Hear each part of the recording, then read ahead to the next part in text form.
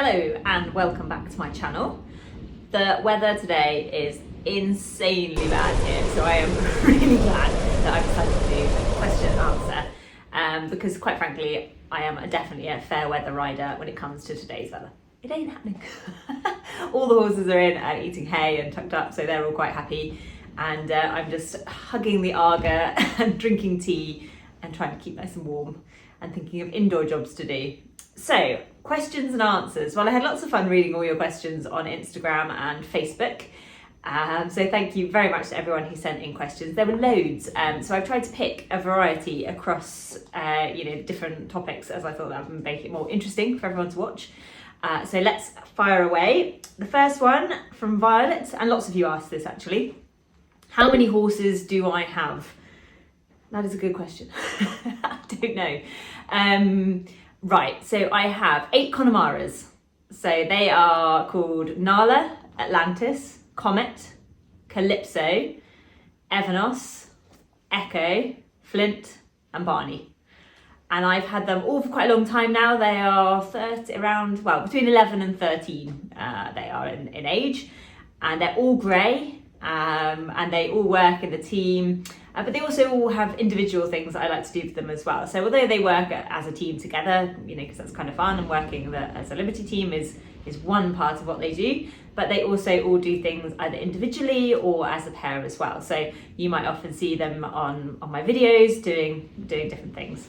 So for example, Echo, I do more sort of normal horse stuff, like I like going cross-country schooling and things like that with him. And Comet and Nala do most of the like rainless stuff, things like that, and Evs does more of the driving and pulling things, that kind of sort of fun things like that. So although they work as a team, they're also absolutely awesome fun as individuals as well. So that's the Connemara's. Then I also have my old sport horses. So I have Custard and Poppy. So Custard is Marcus, who was my stallion who I used to event. So Custard is Marcus's son. And actually it's quite a funny story with Custard, because I was going eventing with Marcus at the time, and I used to get him in at 3 o'clock in the morning because he used to live in the field with his mares. I got him in at 3 o'clock in the morning, and they're washing and plaiting him up, and doing all that. And then on the way to the event, which was in Dorset, we stopped off and he covered Custard's mother on the way to the event, and I put him in the lorry, went to the event, did the event. He actually came third in the event. Then came on the way home, stopped off, covered the mare again on the way home, and Custard is the offspring of that liaison. So I have Custard. He's now, I don't know how old he is, maybe 16, 17, but he has quite a lot of problems. He's so big, he's like 18-1, so he has stifle problem quite a bit, and he's going blind now, or he is almost completely blind in his left eye. So he's retired really. I mean, occasionally I pull him out, because the thing with horses is they don't forget anything. So they look at me like, oh, I could do that. So sometimes I pull him out and do fun things with them. But predominantly he's retired now, and he just lives in the field with Poppy. And Poppy is Jeremy's horse now, although she was mine. I bought her to be an event horse, and I evented her for a little while. But we realised that she'd be better suited to being a show jumper, and Jeremy then show jumped her for a little while and had fun, well, for quite a while. Show jumped on her for a while, and did some derby classes on her and things like that. She was like uber bold. She's about 17 too. She's so incredibly bold. I mean, incredibly bold. She would just jump, and she's really fun, very athletic. And similar breeding, so she was actually Marcus's half sister, so by the same stallion. Right there, tweets. So that bloodline I really liked. They were by a stallion called Primitive Rising, who was a very popular eventing bloodline several years ago.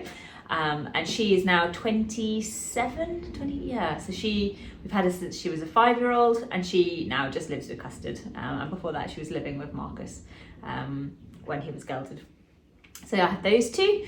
So then I have Albert and Ernie, who are two of the chestnut shetlands with white faces, and they do a lot of the adverts I do. They are cheeky little chaps, really funny. I think Albert's about 15 now. He came from the moor. He was, I bought him at a market, and he'd just been rounded up off the moor, local moor to where I live in Bodmin, and yeah, so that's him, and then Ernie, I bought him just to match Albert.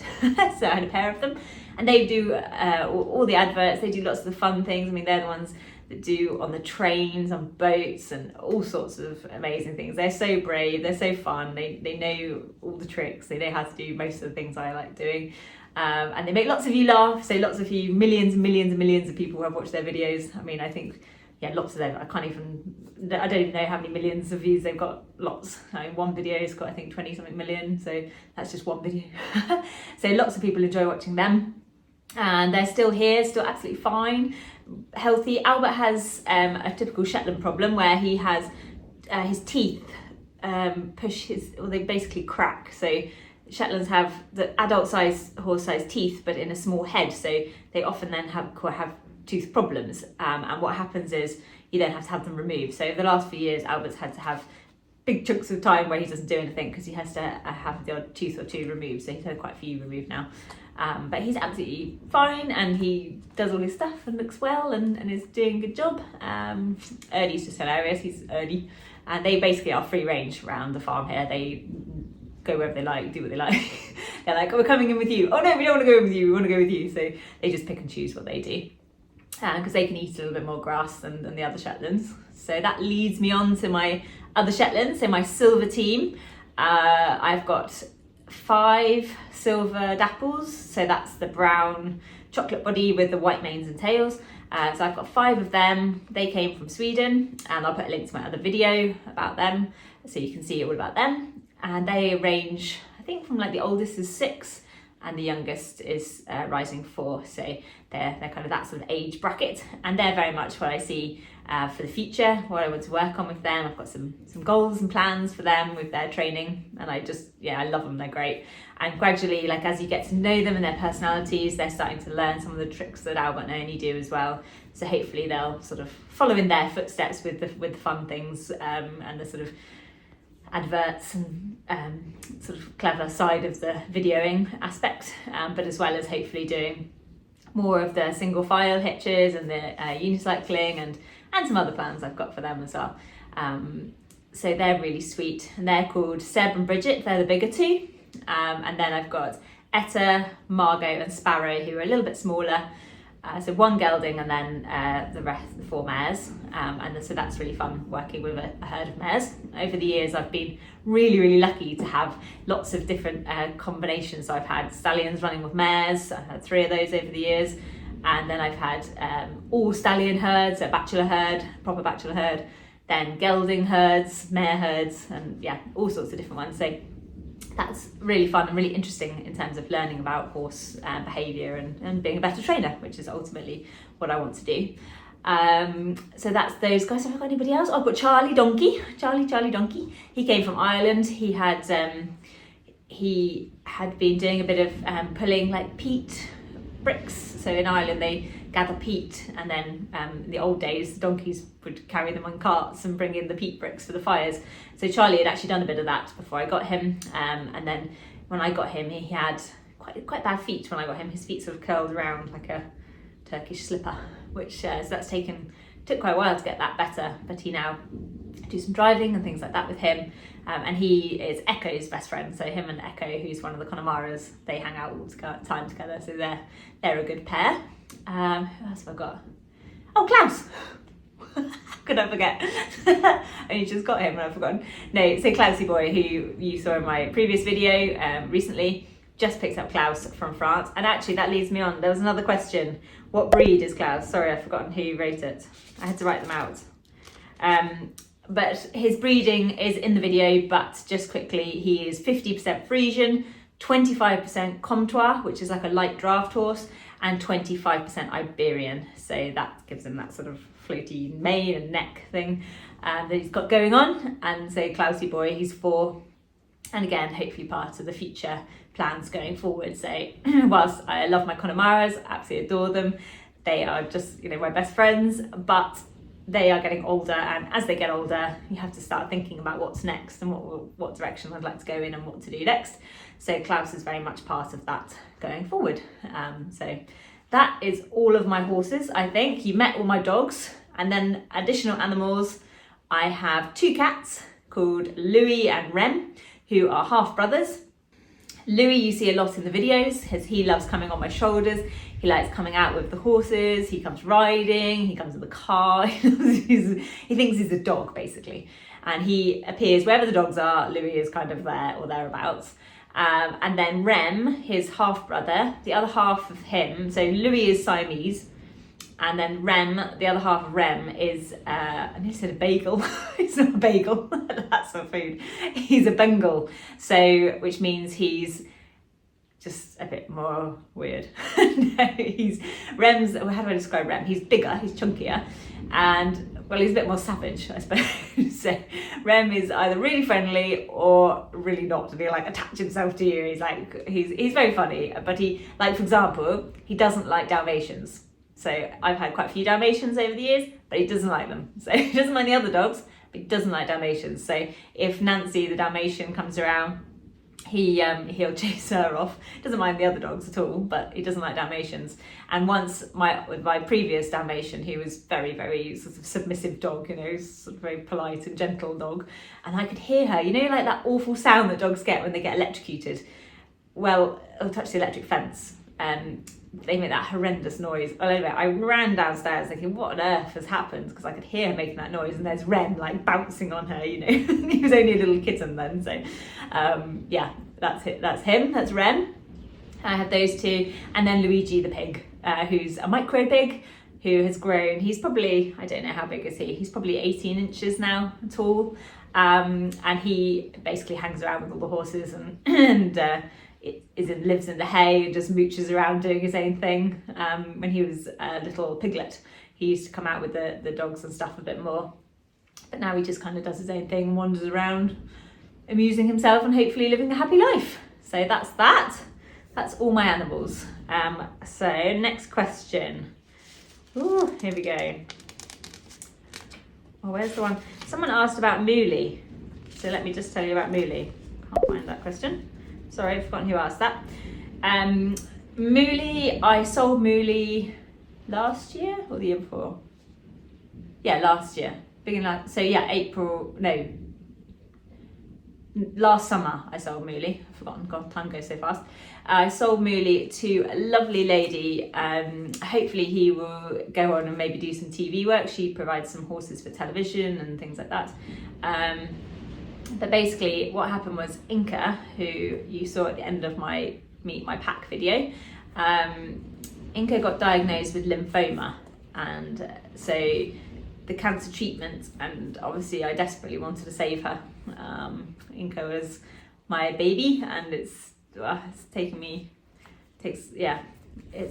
was really hard, and I wanted to do everything I could to save her, and so I had to make that decision that I needed money for the vet's bills and things like that. So I sold some ponies, some little ponies of the minis that I had, and I sold Mulie and a few other Shetland ponies that I had at the time to fund her treatment. You know, I don't come from a wealthy family. I haven't got lots of spare money or anything like that. I just, you know, it's very much has to be to try and do what you have to do in these horrible, tough circumstances. And so I had to make a tough decision. But Mulie has an amazing home. He's really happy. He's still doing lots of driving, and I see lots of pictures of him and video and stuff of him, and he's got a great life. So he's absolutely fine.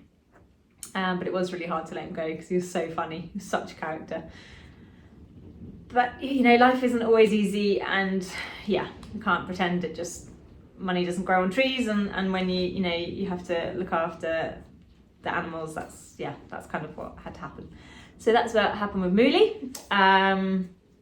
Okay, next one. Oh, that was Claire who asked, where's Mulie? Isla, did I grow up in a horsey family? Well, not really. No, not in the sense horsey family, but we did always have horses. So all my life I've always had horses. So when I was a baby, before I was born, my dad used to do a bit of eventing. And then just before I was born, he had sold his event horse and he had bought just a Welsh cob. So then my godmother, who sadly passed away when I was 7, but when I was a baby, she gave me as a christening present a Welsh mountain pony called Minnie, who she had bred because she had a Welsh mountain pony stud. And so we had a couple of Welsh mountain ponies, and then my dad had this Welsh cob. So they were kind of always, you know, we had a few acres of land, and so they just kind of were always in the back garden. And Dad used to ride and hack out, and my auntie used to ride as well. So we kind of, you know, it wasn't really a horsey family as such, but we always had horses and animals and things like that. So I was always able to ride. So yeah, kind of, but not massively horsey. Like, I don't come from a competition background or anything like that. And my parents aren't interested in horses, or like, yeah, neither of them have been, they don't come and watch me do shows or do, you know, they're not that interested in horses like that. So yeah, it's not like we're a massive horsey family that traipse around, and I have done. And you know, I didn't do pony club really, just once or twice with my neighbour, and in fact I used to sort of ride with my neighbour more than I do my family. So yeah, and then my siblings, so I've got an older brother and 2 younger sisters, and none of them are into horses at all. So yeah, kind of horsey, but not really horsey, if that makes sense. Okay, so that's that a lot. Questions? Where do we live now? So we moved from not very far away from where we used to live, actually. So we actually now live in my family home, so where I grew up with the horses, and we've got the land here, and it's really nice. It's really nice. We live in a nice area. We're actually in Cornwall now, not Devon, so we've moved back over the border to where, and it's actually an area that Jeremy and I both grew up in, so we know it well, and it means we still have access to all the beaches and moors and things that we love. But that, I suppose the main attraction here is the riding is a lot better, way better off-road riding around here, where I can run down to the beach with the dogs from here. It's only about a mile, so that's really nice. And yeah, and it's just a different area, a different setup, but hopefully one that is better for us going forward with what we have planned for the future. Okay, so Emma asked, I'll do this one first. A frankly amazing cob asked, if I had a gun to my head, which horse is my favourite? Oh, which horse is my favourite? Nala, for sure. Yeah, Nala is one of my Connemara's, and he is the most amazing boy, and I love him dearly, and yeah, I owe him everything. He's an incredible horse, he's an incredible friend, and I'm very lucky that I saw him in the sales and could buy him, and he's really cool. He's the coolest. So yeah, him, Nala. Doesn't mean I don't love all the rest, but if I had a gun to my head. Okay, Emma asked, am I getting any more horses? Well, if Jeremy's in earshot, which he's not, if Jeremy's in earshot, no, I don't need any more horses. And I don't need any more horses, so no, I haven't got any plans to at the moment, but you know, life is an ongoing adventure, and I don't know, maybe. I mean, I'm always interested in learning more, so I think if you have one type of horse a lot, then you know, it's really interesting when you then work with another type of horse.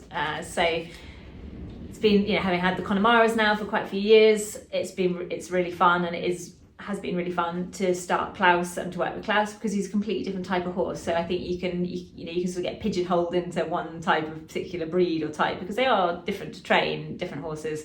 And when I was training horses professionally for other people for a long time, I used to love the variety. You know, you get sort of anything from a hairy cob to an event horse to a warm blood to a Shetland pony. You know, you get a whole variety, and they'd come, and you know, it was really interesting and really sort of fun and challenging, and you learned a lot. You know, I learned loads doing that, and I suppose when I've had just like a lot of Connemara's and then, you know, Shetlands, you know, I kind of, yeah, I miss some of the other breeds. I love sport horses. I love working with sport horses.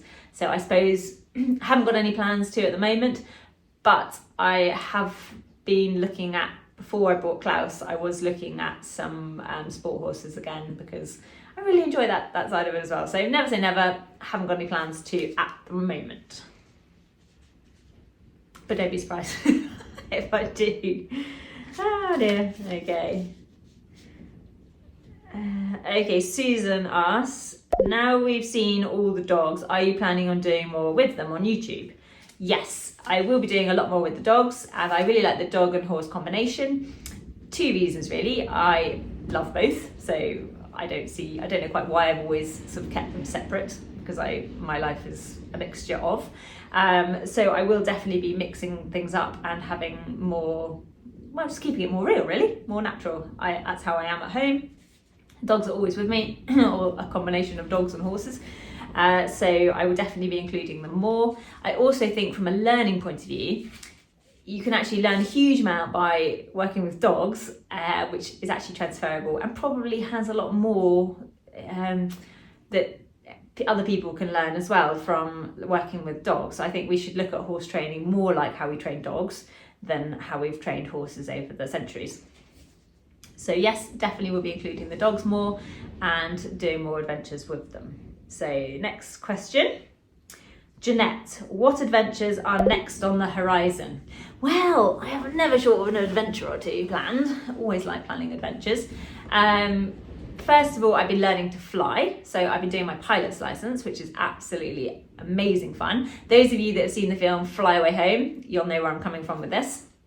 But for those of you that haven't, where I'm coming from with this is if you go for a walk in nature, okay, so let's say you just put your coat on and off you go for a walk down, beautiful walk, let's just say down the valley, down to the beach, okay, and you cross over the river and then there you are at the beach, okay. Now you can enjoy that, you look around you and you can see how beautiful the nature is and how amazing it all is, and how stunning and wow, it's really amazing. And you get home and you think that was a lovely walk. Now, if you do that same walk, okay, and you take your dogs with you, that walk is a completely different experience. Even though you've gone in exactly the same footsteps, in exactly the same place, in exactly the same way, the walk is completely different. It's nothing like the walk you had on your own, because it's a shared experience. So you get to feel that joy in giving the animals joy, because the dogs are so happy and they've enjoyed it. And you look at a river differently. When I look at the river and I walk over it on my own without any animals, I just walk over it and think, oh, I'll walk there, I won't get wet feet, or I'll cross the bridge so I don't get wet feet, or whatever. When you take the dogs and you see like Luna wants to jump in the river and she's swimming around, and it makes you smile, it really does light me up inside. I love it. I love the feeling of that connection, and it is more of a connection between myself, the animals and nature. So through the dogs I feel more connected to nature. So that's that section. And then if you add in riding as well, so say that same walk, if you did it on horseback as well, again, it's a completely different experience. You look at it through the horse's ears, you feel like you're connected, you can feel the warmth from the horse you're sat on, and you've got that sort of connection through the animals again. You're seeing it through the horse's eyes, and you're picking your path, but the path is now disjointed because your feet aren't connected to the ground, it's through your horse's feet, so you're having to think, is it okay here for my horse, and all these sorts of things. So that's kind of a lot more what I'm interested in at the moment. And also now I've added being able to fly, and the reason for that is because I'd really like to imprint some geese flying, some kind of flying bird, I think geese probably. And I've been trying to get my pilot's license so that I can again have that shared experience, because when you're driving around, okay, I drive around Cornwall teaching or whatever I'm doing, and you see everywhere is sort of looks like it's getting bulldozed over. Everywhere is suddenly like being a house built into houses, or it's flattened, and all the green spaces are going, and it makes me sort of, feel really angry and annoyed, and I feel like, no, don't, protect the greenery, it'll go, and it'll never, you never see people putting concrete areas that are concreted over, you never see them putting them back as field, do you, ever? Once it's gone, it's gone. And so I thought, so I went for a flying lesson, and I thought, just go and have a look. And when you get up in the air, when you take off, you just feel free, it's like, and you can see for miles, and you just see all this greenery and the coastline, and it's absolutely beautiful. And I realised that there are still these amazing spaces, and that feeling of being connected to nature can be on a different level. It can be whether you're walking your dog or even connecting with some birds. So I want to try and imprint some geese, and then try and see if I could teach them to fly with me, just like in the film Fly Away Home. But I thought I'd try and do it and see whether I could do it myself, see if I got my pilot's license, I have a microlight, I have my own plane, and I'm just getting that's being altered. It's at a workshop at the moment being altered, and they're having a propeller cage put on it so that the geese couldn't obviously get caught in the propeller and things like that. And then I want to see if I could imprint some birds and then teach them to fly with me, so that I could feel those different levels of connection. So whether it's walking my dogs or riding the horses or just connecting with the horses or flying along with birds, I thought that would be, just amazing life feeling that I think I would learn so much from. So that's kind of where I'm at the moment. I've been doing my pilot's license for about 12 months. It's really stop-start with the weather. It's a nightmare. The weather is awful. It's been like last winter was the wettest ever. I mean, it's crazy. You think it's going to be dry and then it's not. So I've got 4 hours left to do on my training before I could take my test. So I'm sort of not sure whether I'm going to do that here in the UK or whether I'm going to disappear into Europe to do that, where they have a bit more consistent weather, because I think I might just get it done. But I also had a bit of a, I don't know, like, I don't want to make it sound like everything in life always goes great, and sometimes it's really hard. So actually, not that long ago, a lady that I've been following for a long time, she had got her pilot's license and was flying as well. Not doing the same thing or anything like that, completely doing her own projects and her own thing, and that's amazing. But she actually had a crash and crashed her microlight, and she actually died. And that was a few months ago, a couple of months ago now, 3 months ago. And and it kind of, it really kind of knocked my desire. I know you can have an accident doing anything, and you can fall off a horse and have a bad accident, but yeah, it kind of hit me. So I just have to decide, and make sure that I'm doing it for the right reasons, and that I can get enough training in and make sure I can fly enough to make sure it's safe, because ultimately, these things are quite dangerous, and that you can't just have an okay crash. I think in a plane, it's fair to say that you either are flying and flying well, or the consequences are horrendous. And obviously I have a lot of other animals as well to be responsible for. So although I don't have children, I do feel like, my animals are my children.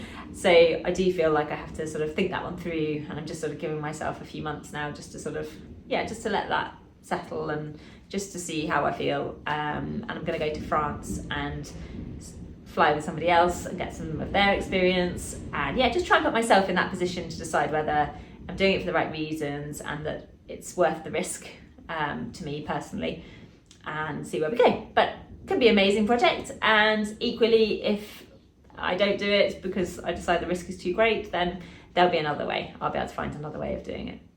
So that's kind of what I've been working on and am working on.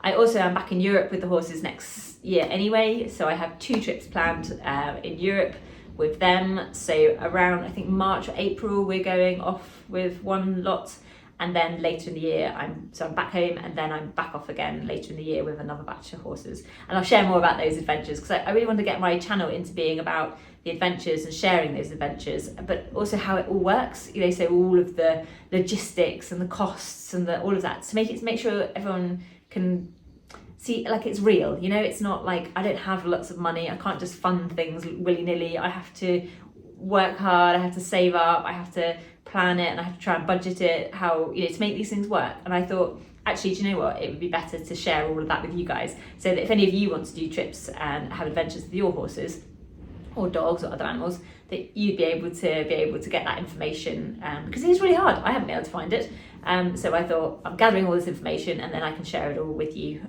relevant to horses and travel and all sorts of things like that. So that'll be coming soon. Next question. Vicky asks, what do I think of the Charlotte Dujardin situation, and have I got any suggestions for the horse world going forward? That's quite a big question, isn't it? So first of all, the Charlotte Dujardin video, there is no excuse. It's horrendous. Big cross. No one should treat horses like that. It's not okay. It's not acceptable. So we've agreed that there's no one on the planet that would think that's okay. It's not okay. So that's that.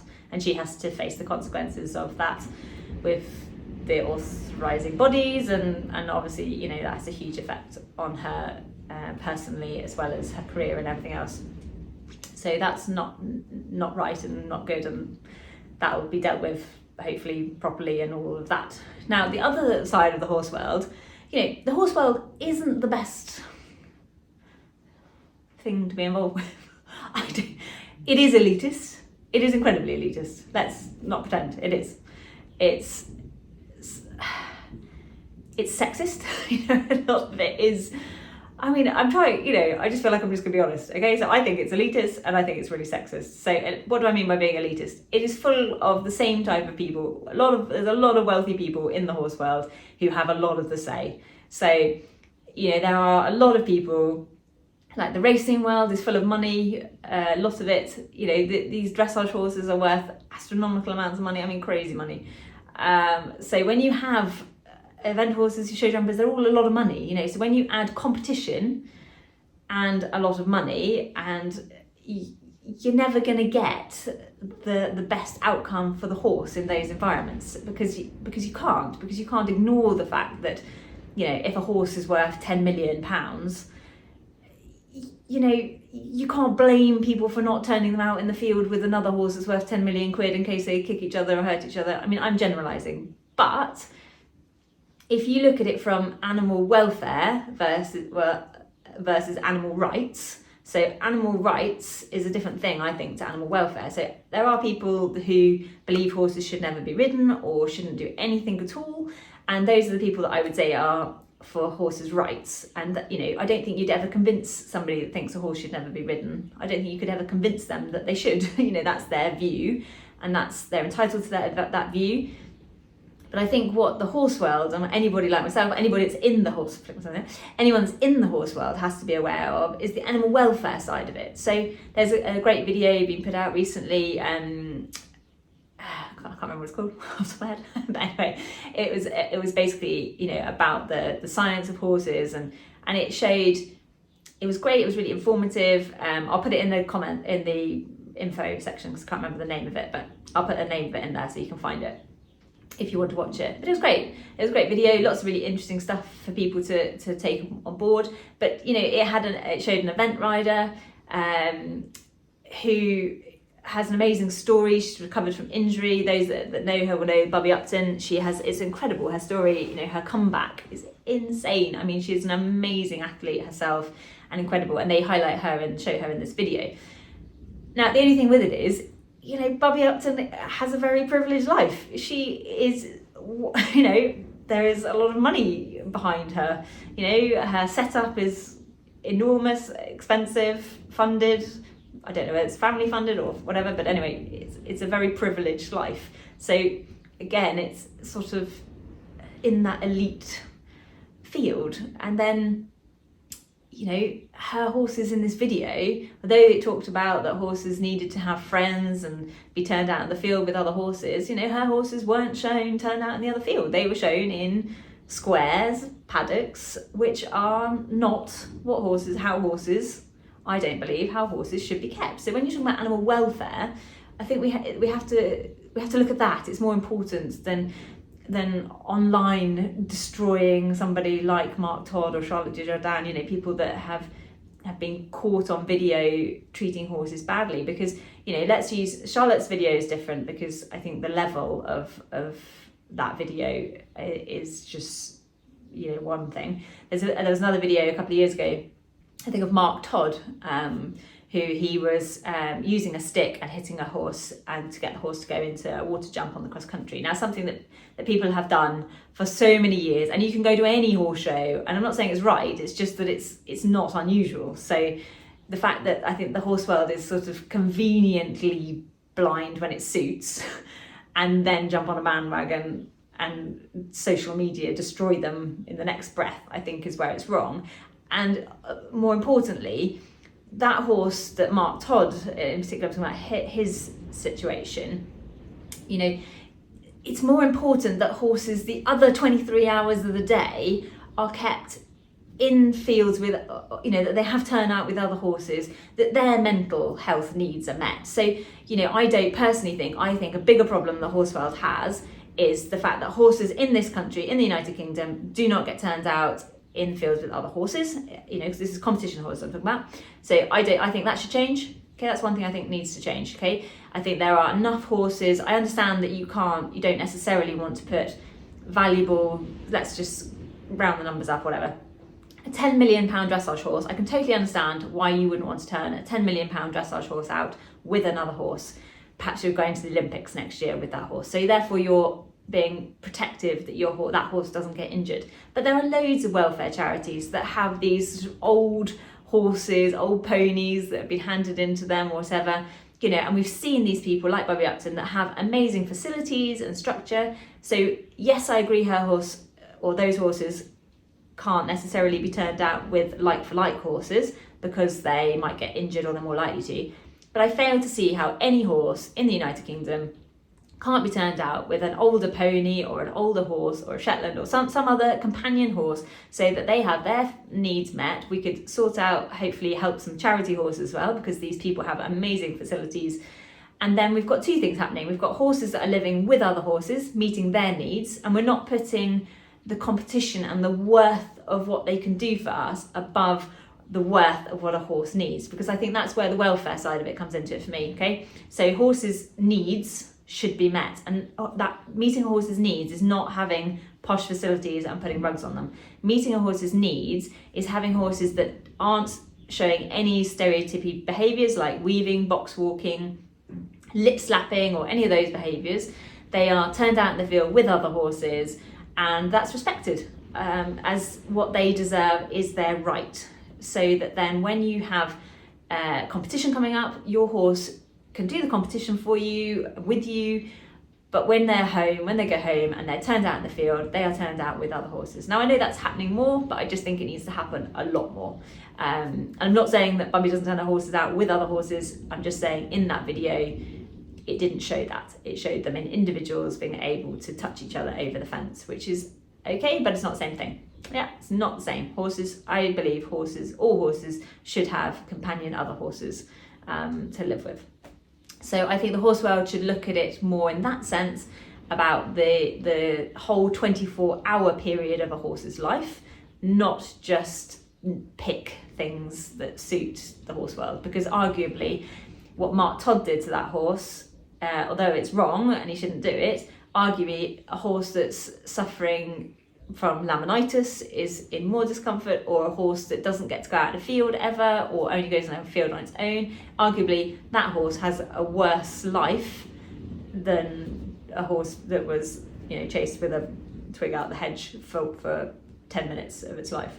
So I think we need to just change the way we look at keeping horses, and that there is a basic ground level that we just all accept that horses must have companionship, they must have turnouts, and they must have those needs met before the worth of what they can do for us.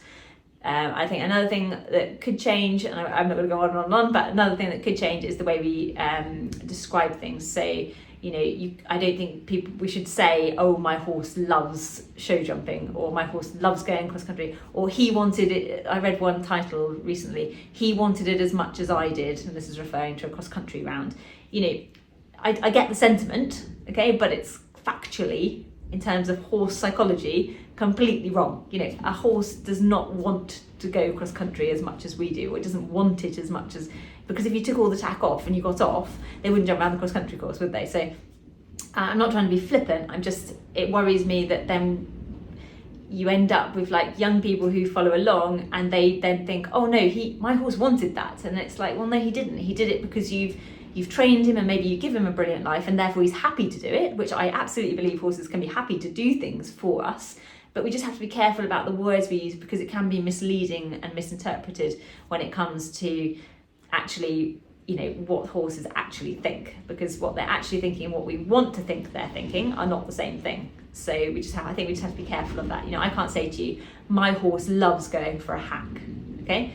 I can say, I think my horse has had a nice experience when I've been out for a hack, but I can't say he loves it, because if I don't put the head collar on him and tack him up and go out, he wouldn't go out, he would just eat the grass, wouldn't he? Or he'd run around with his friends. So, and I think we just have to be realistic about how we describe the things that we do with horses, because I think then it keeps it much more real for people to understand why it's important that the horses are kept in a certain way that keeps their mental health happier. And things like, for example, seeing people putting dance routines to horses showing, like weaving, you know, I think that is no, shouldn't be. You know, why does somebody think that's funny? It's not funny. If you went to a zoo and you saw a monkey doing a stereotypy pattern because they've been shut in their cage for 10 years. You know, that's awful. And we look at it and we go, oh no, awful, how cruel keeping it like that. But yet in a horse's it's okay. I don't know. No, I don't think it is.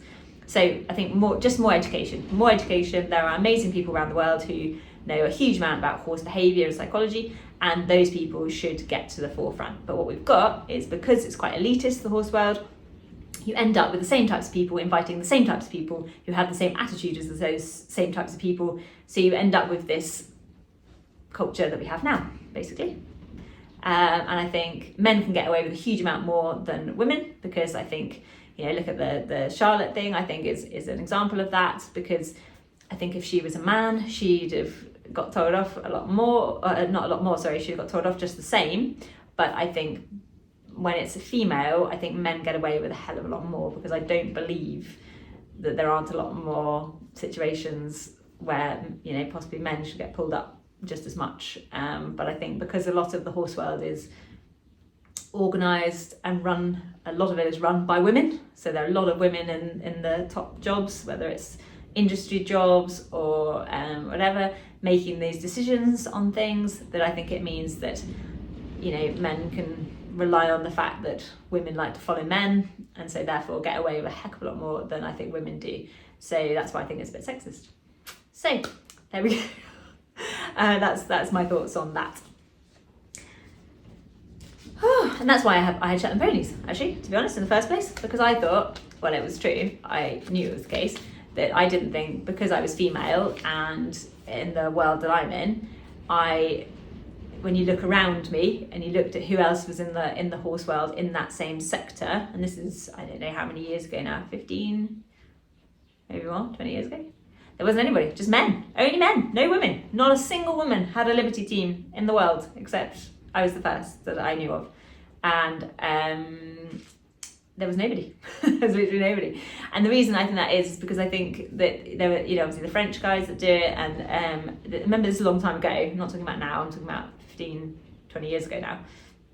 I think it's easy because women buy into the idea of liking it, so therefore women are more inclined to follow that type of person and that type of thing. So yeah, so I think it's easier if you're a man in that world.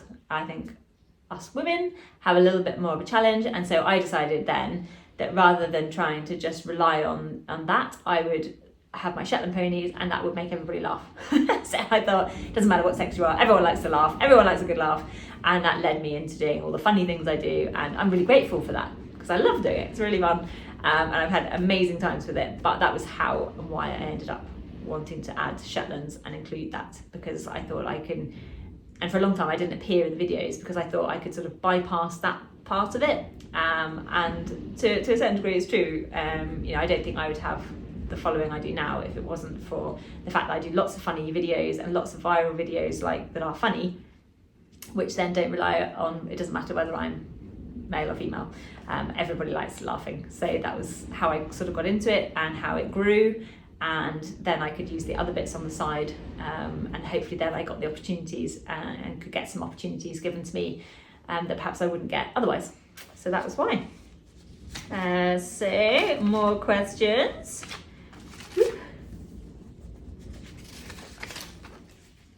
Oh, okay, so last question. Okay, I'll do this one as the last question.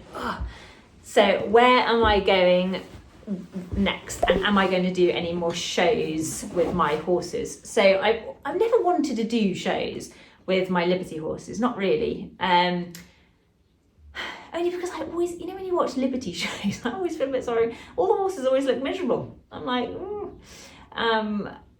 because I think it's quite a lot of pressure. I, you know, absolutely take my hat off to people that do them. I think, you know, you're under a lot of pressure to have to perform, and so I've never actually wanted to do that with my Connemaras and the sport horses before that, because I felt like I didn't like the thought of how much pressure you'd have to put them under to make the Liberty work in a 20-minute period of time. And I thought I just didn't want to go there. So, because when I do the shows that I do and that, you know, that people come to, I don't mind if they're not perfect. I'm perfectly happy. If the horses want to wander off over there, then they can, it's fine. And I felt like that was more of a reflection of keeping it real, whereas I think that if you're under a lot of pressure to perform, you know, that's a huge amount of money, time, and the show on top of you. So I've never wanted to do it with my Liberty horses at all, but I have got, you know, my Shetland team. They are really cool. they're really fun, and so I'm looking at, and with Klaus maybe, and depending on whether he likes it or not. You know, I think some horses are naturally braver in certain environments. Like, I know you can train all horses and you can, you know, but I think there is an argument for, if, you know, some horses are more suited emotionally to that. And I think if I had the right type of horses that were really suited to that, like Nala, for example, he could do that. So he does not give a monkeys. Literally, you can ride him anywhere, everywhere, and he literally couldn't care less what noise or anything. He's brilliant. But Flint, for example, one of my other Connemaras, he finds it completely emotionally overwhelming, and you know, he doesn't like it. You know, it wouldn't be his favourite place to be.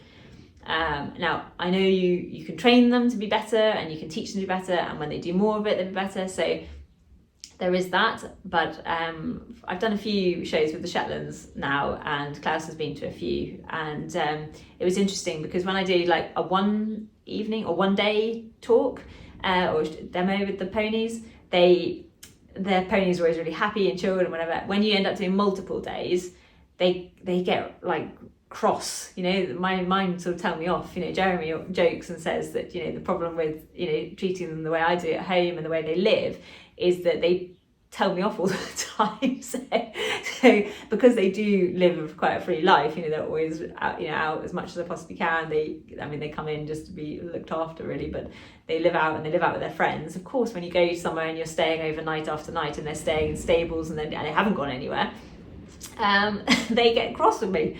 So I did one demo, I did like 2 or 3 nights on the trot, and on the second night, even Klaus, he was cross with me. You know, he was behaving in a way that I'd never seen him do before. He was like trying to bite me, and he was just cross, you know. And it's a lot of traveling. It's a lot of, you know, he was cross about it, and as soon as he got home, back out in the field, absolutely fine, no problem. Just needed grass and friends and whatever. So I think it depends on the horse. I would like to, I have something that I'm obviously working on with the Shetlands, and I feel like that could be really fun. It could be really fun to share that. And I think, you know, the Shetlands bring so much joy and fun to so many people when I make the videos and when I cycled across Europe with them, and that I sort of feel like there could be something really fun in doing it with them. And with Klaus, I'm literally just going to see if he's brave, and he didn't mind the environment at all, but it did make him, he was a bit, cross about having to be, he was absolutely fine about being shut in the stable and all of that. And I think travelling with him is absolutely fine, but I think there's an element like he needed to have grazing, in-hand grazing, if he couldn't be turned out somewhere, and just ways that I could try and manage it to make sure he's happy. And then if he didn't like it, then I wouldn't want to do it. You know, I don't get any pleasure out of making horses do things just because I can, if they don't enjoy it too. So I think, you know, I love taking Nala places, and Barney, he's really good in that environment, really good at travelling, really relaxed in any stabling or whatever situation you put them in. But if it comes naturally to them, it's fun and it's enjoyable for me as well. If it doesn't come naturally to them and they don't enjoy it particularly, I don't want them to do it. I'd rather they did something else and had a nice life. So I think we'll just keep working on it, and hopefully, yes, we'll do some more. I have got a possible couple of really cool shows that have asked if I would take the horses and dog combination to next year, and a couple of them are really big shows, so that would be really fun. I'd love to do something with the dogs and horses combined. That would be amazing and really good fun. So we're looking at that. So that's it for this video. If you've managed to stick it out this whole length of time, thank you very much. And please like and subscribe, because that really helps my algorithms, and I'm really enjoying being back on YouTube and making these YouTube videos. We'll be back with the horses for the next one, showing you what I'm working on with them and planning for some trips coming up. We've got some short trips, training trips away coming up, so I'll share those with you as well. But hopefully we'll see you on the next video next week. Thanks ever so much for watching. See you next time.